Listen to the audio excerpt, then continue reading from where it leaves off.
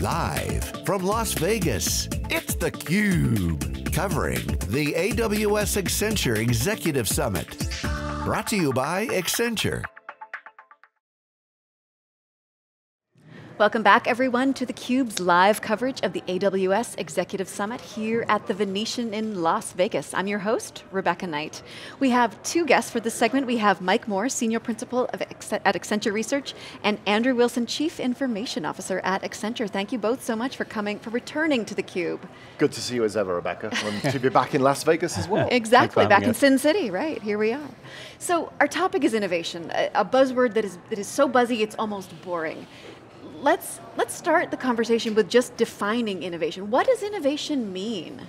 An objective, a behavior, a way of working. To me, innovation is what we need to do with modern technology to enable the enterprise and the business world and be creative humans and to use disciplines which we didn't typically bring to work before. And is it creativity? I mean, or is there sort of logic and rationale too? I think there's logic and rationale, but there's also entertainment, fun, modern consumer-like experimentation, risk-taking, things of that nature. I think the key is actually striking the balance between creativity and logic and rationale, and that's the really tricky bit, because you need to give your employees the license to be creative, but within a certain set of boundaries as well. The rules of work have definitely changed, and behaviors that we encourage, even the clothes we wear, how we work, when we work, those are all characteristic of, I think, of a more innovative, accepting, diverse world. And a world that can keep up with the modern technology and the advancements and the announcements like we're hearing about here at reInvent. It's the ultimate right brain, left brain behavior and activity. So Mike, you have done some research recently about the hallmarks of innovative companies, what they do differently from the ones that are not innovative, that are failing here. So tell our viewers a little bit about what you found in your research. Well, we surveyed 840 executives from a variety of different companies, different industries, different geographies, to understand their approach to innovation, and those who are doing it particularly well, and those maybe not so well. And around about 14% of our respondents were turning their investments in innovation into accelerated growth. And there were lots of different reasons for their success, but three things really stood out. So first of all, they're outcome-led in terms of the way they approach innovation. So they put a clear set of processes around their innovation activities and then link those to operational and financial performance metrics. They're also disruption-minded, so they're not just pursuing incremental tweaks to their products and services, but they're investing in disruptive technologies that could actually create entirely new markets. And then finally, they're change-orientated. They're not just using innovation to change their products and services, but also to fundamentally change the nature of their own organizations as a whole. So 14% are doing are knocking it out of the park. Does that mean the rest of them are all laggards, or are sort of some in the middle? What is the state of innovation in industry today, would you say, Andrew? I would say it's hugely variable by industry, geography, type of company, and individual instance of leader and culture. But I'm sure that the most successful companies, those that are pivoting to the new, those that are imaginative, those that are recently arrived, all have that DNA that we're describing, all have that way of working, all have that ability to operate cleverly, intelligently, humorously, and at speed. I think innovation is very much characterized by something that can be fast, fail, do, step, move sideways, do again. The way of working has changed in modern enterprises. We as CIOs have to accept that. We have to speed up. We have to create the environment in where that productivity, where that creation can occur. And I think all of that's key. You keep mentioning this, the way of working has changed. And I think we all sort of know what you mean, but explain a little bit what you're seeing. Experimentation, the ability to get more done with the resources that you have. So here we are at AWS reInvent, cloud-based operations. Cloud gives me as a CIO the means to do more quickly, more rapidly, at greater scale, in more places than I ever could have imagined in my old-fashioned data centers. So the services we can consume, the data we can connect together, the artificial intelligence we can bring to it, the consumer-like experience, all of those things, which, by the way, are drawing on innovative behaviors in their own right, are absolutely what the game is about now. How does AWS figure into your cloud transformation?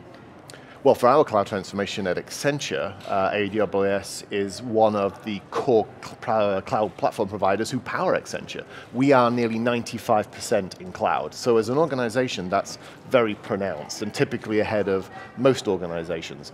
But we sort of have to be, don't we? I mean, we have to be our own North Star. I can't sit here and explain the virtues of what Accenture can bring to a client's cloud transformation if we haven't already done it to ourselves. And by the way, that drew on innovative approaches, risk-taking approaches, because over the last 3 years, we've moved Accenture to the cloud. So, I mean, I love how you said that we are our own North Star, and other people would say we eat our own dog food. I mean, they're just kind of more gross. But in terms of having experienced this transformation yourselves, how do you use what you've learned to help your companies transform as well and make these moves, take these risks? What would you say to that? Well, I think we keep an eye on the research with our colleagues there. They're our own North Star. Right. I think we look at the ecosystem, we assess readiness for enterprise, security, compliance, scale, availability. And then we also look and say, and what's ready for prime time in terms of Accenture's scale, 500,000 people nearly. You bring all of those things together and it's a recipe, and that's why we consult our business. That's why we guide and educate and experiment and innovate together. And that's very much how we adopted cloud. It's very much how we do a number of other things and the creative services we have. In terms of, let's get back to the research. So how do you, I mean, as you said, the research is, as Andrew said, it's something that executive leaders are looking at to figure out what's actually happening in the market, as well as what's happening within the organization itself.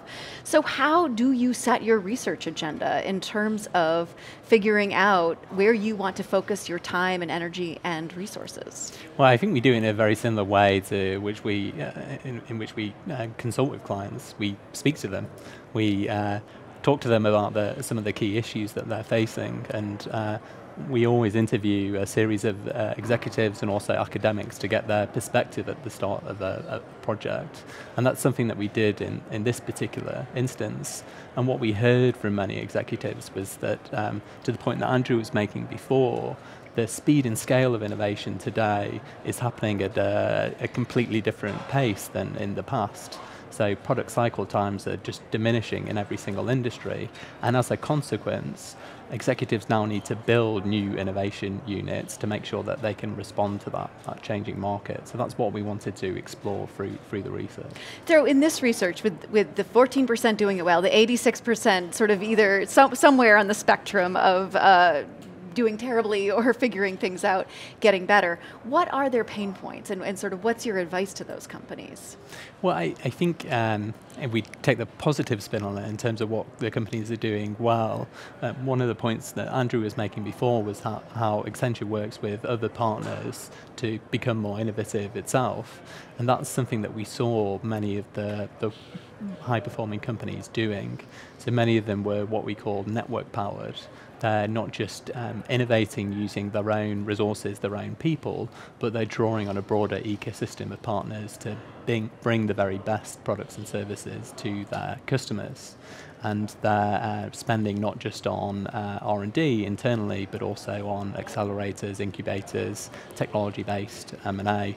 And actually they're spending as much on inorganic innovation as they are on organic innovation. At Accenture, we actually help our clients look for trapped value. And what we mean by that is, if an organization with a history, with a set of business processes, a set of technologies, and a set of disciplines and employees that have been successful and worked possibly for decades in that model, then they're going to be in some pretty tight guide rails. How do you innovate out of that to deal with all of the disruption that's now available, good, healthy disruption, that actually reveals the next level of efficiency, customer satisfaction, product creativity, and innovation in its own right? So that's innovation in action, if you like. I want to ask here we are at AWS reInvent, Andy Jassy on the main stage this morning announcing a dizzying number of new products, services. In AWS, this is Amazon, this is a huge company that really seems to know how to innovate and do it constantly.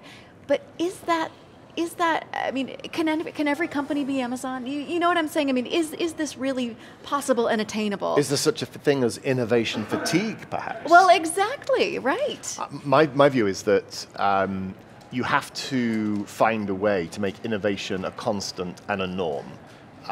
It doesn't mean that you always have to operate with the same ridiculous pace, but creativity and pace do go hand in hand to a point.